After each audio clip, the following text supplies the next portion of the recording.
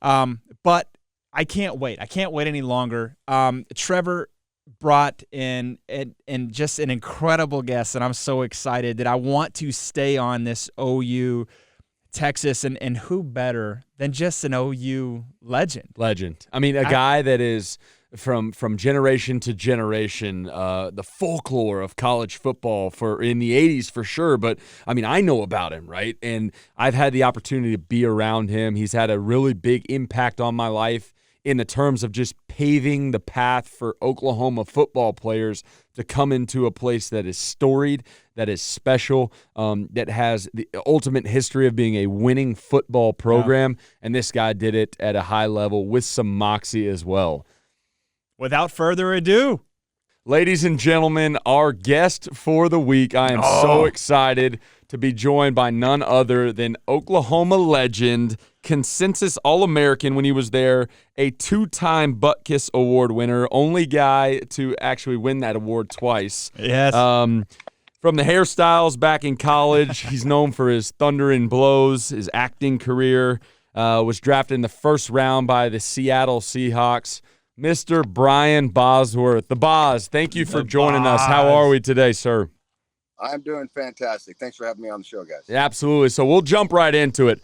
Huge weekend in college football, but specifically in the Cotton Bowl, OU Texas, a game you're very familiar with. Give us your thoughts. Was that one of the best football games that you've ever been a part of or watched in your entire life? Well, it didn't start out that way. I'm gonna tell you that right now. Being down, I mean, and that's the thing about these rivalry games. I mean, you can get a bang bang punch on your opponent real quick, and that's what Texas did in that first play offensively. And then the block punt, and then huge momentum, just a wave of momentum. And I think we got really fortunate on that call, on the third down call, with the pass that Spencer threw down the sideline and got us in the position that we could make it a 14-7 game, get a little momentum back. But, Texas then came back down the field, answered that call.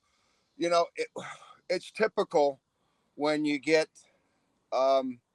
this rivalry game and one team gets the momentum and kind of holds it for the first half. The trick is coming out of the second half and being able to regain the momentum that you had and then finish the opponent. And that's super hard to do when you got a rivalry game, a lot of pride on the line. When you change a quarterback and you see a quarterback struggling that Spencer has been struggling for the first 5-6 games, first 5.5 games. He's just not been himself for various different reasons. Offensive line hasn't helped him. Little self-doubt probably creeped in, when the fans there in Oklahoma and the West Virginia game were kind of shouting out Caleb. Caleb's a remarkable, talent. So is Spencer.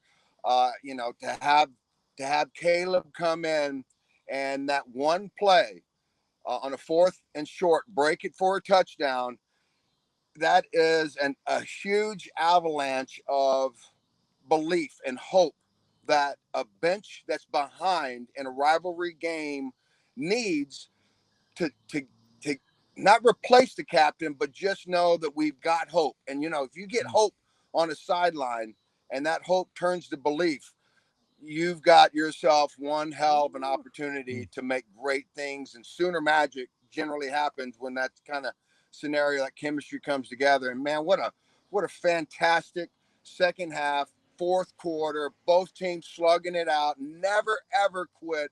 I love the heart and the Longhorns with Bijan Robinson answering the call when it got down, there at the end. And it's just amazing game. I was just so proud of the boys for not quitting. And both teams very evenly matched. I mean, you just across the board skill sets, on both sides of the ball, offensive line, defensive line, they were just very evenly matched. And there's a good chance we're going to see them again at the end of the season. That's right, man. That's an incredible analysis right there. I loved it. Talking about hope and really just creating that on the sideline, right? I mean, that is the ticket to winning football games. Well, and I think it's interesting too. And if we can, I know we just kind of mentioned a few questions we were asking, but I love that your analysis on that and hope turning into belief as QBs. We always see it on the offensive side. I'd love to just hear, from your experience on the defensive side, what that hope and belief does to those 11 guys on defense. When you finally get that stop, you got to, again, some momentum on offense. What does that charge do for you guys on defense? Well, on defense, we're the crushers of hope. We exterminate hope. I love it. When you have hope running around in your kitchen, you call the defense and we come in, we stomp it out. And neither offense or neither defense really got hold of the game. The Sooners at the end, they were able to contain Bijan for the most part in the second half. There's a couple of really big runs that he pulled off, but I think that the key of it was that the defensive line was able to get some pressure on the Texas Longhorn quarterback, and being able to rattle him a little bit and not give them the time to let those routes develop downfield. And for some reason, he never really, because he's an athletic kid. He takes after his daddy. And he stayed in the pocket. He was very disciplined. There was a couple of moments that he could have jumped out of the pocket and maybe made a big play, but he's well coached and he was very disciplined, and he wanted to stay in the pocket and do the best thing he could for his team. And he just came up a little bit short. And I just got to take my hats off to the defensive line and the linebackers. They just kind of shored it up there in the second half, and they had enough in the tank to finish it. And what a great finish for Lincoln to just believe in enough to throw that little trick play, that razzle dazzle that they scored on earlier to tie it, to go ahead and use the same play because they couldn't stop it to win it. I mean, just drama. I mean, just dripped with drama. The best OU Texas game in decades. Agreed. Oh, Now, man, switching gears a little bit, speaking of a little razzle-dazzle, all right, Paul Crew and the Mean Machine in the Longest Yard came out with a little razzle-dazzle against the yard, right, against the guards, right? So if you don't mind, give our fans and our listeners a little insight to what it was like working with Adam Sandler, being on the set of The Longest Yard. I mean, obviously going from playing football in real life to making a movie with football as kind of the centerpiece. Your acting career, what has that been like, and what specifically with The Longest Yard? What kind of experience was that? It was an amazing experience. I mean, The Longest Yard for me, when I was a kid growing up watching Burt Reynolds in the original, was one of my all-time favorite movies. So when the remake came up, I begged and pleaded and crawled into the director's office and read to be part of this. And at first he was going to play me at quarterback, and I'm going, that doesn't make any sense. And he goes, I'm just trying to protect you because I understand you've had both your shoulders replaced. I'm going, yeah. And you've had other surgeries? Yeah.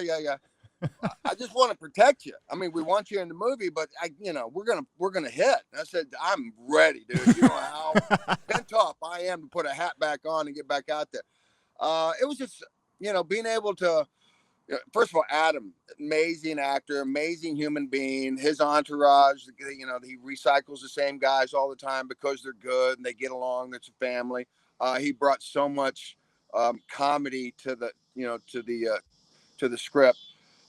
Burt was fantastic. I got a chance to spend a lot of time with Burt. Burt was important in so many regards in my life at that point in time, where things just happened to just meld together. We don't have enough time to get into that. Could be another show. But the day that we shot that scene at the end, where Burt scores the touchdown, allegedly 50, whatever you call it, I had to get there early to do the stunt, and we had a stunt double that came out and did it. And because Burt could not really run, he was a 78-year-old guy at the time. Battling arthritis. He had a huge heart, but his body was failing on him. but when we shot that scene, it took us 4 or 5 takes to get the helicopter shot where he lands right on the, is he in, is he out, whatever. And then it was like, whew, done. Lunch, break away, take the stuff off, come back after lunch to pick up the first part of the scene. Bert's coming out of his trailer. He's all super excited. I can't wait to do this scene. And I'm going, well, we actually already did the scene, Bert. It's an amazing shot. And he went ballistic. He was going, what are you talking about? I said, no, we shot the stunt part. All they need you to do is pick the ball up and just kind of run. He's going, that's not going to work. I am the longest runner. They wouldn't make this movie if it wasn't for me. I love it. So he's like over there talking to Adam and Peter, the director, and Jack Caraputo, the producer. And I'm standing in front of Bert, and all the producers and Adam, they're all standing behind Bert. And the stunt coordinator is telling me, Bert, we got you can come over at this, on the monitor, you'll see it. I mean, it's an amazing, amazing shot. I mean, I don't think we need to do it. And he was adamant. We were going to do the shot again. So I had to put it all back together. And sure enough, the first time the stunt coordinator came over to me and said, you cannot hit him. You realize that? Of course. I'm not going to hit him. So, we did the first take, and I kind of, shuffled out, and he comes around, and then I hit him, and, and he gets up and he goes, what was that? And I said, well, I wasn't sure how hard I can hit you. And he goes, and it happened to be the OU Texas weekend. And he goes, I want you to imagine that I'm wearing a Longhorn helmet, and you're wearing a Sooner helmet, and we're on the goal line, and you got to stop me. And I look over at the stunt coordinator, and I go, what do you want me to do? And he goes, hit him, but don't kill him. And I got up underneath him. I hit him. It was remarkably very much like the shot that we ended up using, the original shot with the stunt coordinator, the stunt man. And, my theory on old people is when they get old, they shrink, but their body mass doubles. So he landed on my chest and sternum, knocked the air completely out of me. I'm gasping for oxygen, and Adam and the crew, they had already predetermined that they didn't want this to go on any further, so they ran over to him after the play was over, picked him up, carried him off the field in this big celebration. I'm sucking wind, can't catch my breath. Nobody cares about me. I'm on the ground. Next thing I know, I get the very next day, he comes over to the trailer. He's got a little snapshot Polaroid, and his assistant goes, Bert was on cloud 9 the entire night. He was just raving about BOZ hitting me with a great game, da-da-da. And he goes, he wants to invite you to a Florida State Virginia game this Saturday. And I'm going, well, I'm actually working this Saturday. We're shooting some other stuff. He goes, no, you're not. He's got you off. You're covered. Okay. No Yes, way. sir. Longer shot. So we fly to the Florida State and Virginia game in Tallahassee, and the dude's a god. I mean, we're sitting in Bobby Bowden's office, at the end, and we walk out, and he's standing there on the balcony, and they're all just cheering him. It was just an amazing experience. And at the end of the day, it was just a great to be part of that classic movie. Now, I did get 3 surgeries out of it. That was my Oscar. I got 3 surgeries.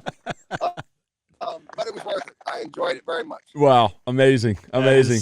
So moving away a little bit from the personal side of things, back into the Big 12, right? We've got specifically Oklahoma. Is there a quarterback change? Is Spencer going to be the guy? Is Caleb going to be the guy? We won't ask you that, but what does Oklahoma specifically have to do throughout the rest of the season to not only surround that quarterback position, but come together in the locker room to have a successful end of the year and potentially go for number 7 Big 12 title in a row? Ironically, we had that same situation back in '85 when Troy Aikman started the season as a starter, and he was very successful. We were playing against Miami of Florida, and we were going to win that game, and he breaks his leg halfway through the second quarter, and everybody thought, oh, there goes the season. Jamel Holloway steps in And I mean, he was a freshman, and they couldn't run the same offense with Jamel that they ran with Troy, so they went back to the wishbone. And really what you saw was the difference between us scoring successfully 20, 25 points a game, 30 points a game with Troy. Suddenly we're scoring 50 points a game with Jamel because of just how dynamic he was running the wishbone. Mm-hmm. The difference between what you have with Caleb and Spencer is very similar. Caleb's very dynamic. He brings another element to the quarterback position. But really what you have is lightning in a bottle, given the atmosphere in which he came in the Texas OU game. First time he touches the ball, 4th and short, goes for a touchdown, rallies the guys, ends up winning the game. Now you have a predicament between what the coaches have to do in balancing the loyalty of the players that love Spencer and those that are really pulling for Caleb. Chemistry is the most important thing in a successful football season. And right now, Caleb has got a tremendous amount of chemistry. Both are super talented. It's a blessing to have a Caleb and a Spencer as a 1-2 quarterback situation in your season, because inevitably one could go down and you want to have somebody with experience. What you want to do is you really want to cultivate both of them, because both of them are super talented.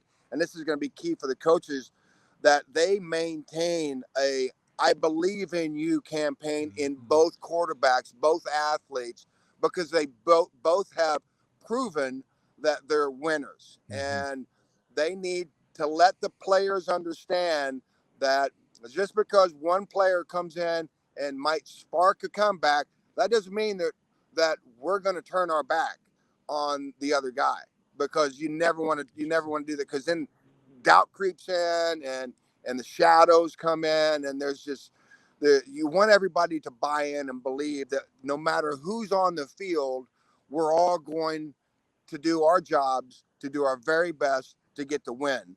And I think the coaches have their work cut out for them a little bit, but the fact that Spencer's already had success and Caleb has got so much talent and so much promise, I don't think that there's going to be an issue. I certainly hope that they continue to play them both, because they're both amazing weapons. And to sit one on the bench just simply because of one game, and really not even a game, it's really a half of success with Caleb in the OU Texas game, doesn't diminish what Spencer has done during the time he's been there. If anything, this is going to make Spencer hungrier. And I hope that I see him work harder to prove that he is the guy. And if you can have two guys that think they're the guy, you got yourself a pretty good combination at quarterback. And that's really what dictates the wins and losses in college football right now. Yeah, that's great. That's great. That'll preach. Ladies and gentlemen, you heard it here first from a guy that has been there, that has done that at the highest of level, an all-time legend, and somebody that I'm so thankful to have followed up in their footsteps at the University of Oklahoma. Brian, you led the way for guys like me to have the experience that I had, and I can't thank you enough for that. Also can't thank you enough for just the influence that you've had on my life in the few amount of times that we've been together. It's always a pleasure, and look forward to seeing you again at an OU game or somewhere here in the near future. Thanks for having. Hey, I'm going to the A&M. I'm going to the A&M Auburn game here in the next. I think it's November 6th. So, yeah, I is that an invite? Career. Is that the Burt Reynolds? Is that the Burt Reynolds? Is that the Burt Reynolds invite right there? There it is. I may have to meet up with you. I love it. That's awesome. If you guys need an Uber driver, let me know. Uber Bryce. You can Uber us around. There you go. Hey, Brian, thank you so much for being on, and we look forward to talking to you soon. Thanks. All the best, guys. All right. See you. Thanks, buddy. Oh, that's epic. You just got an invite from the BOZ, man. The BOZ, man. We're gonna hang out.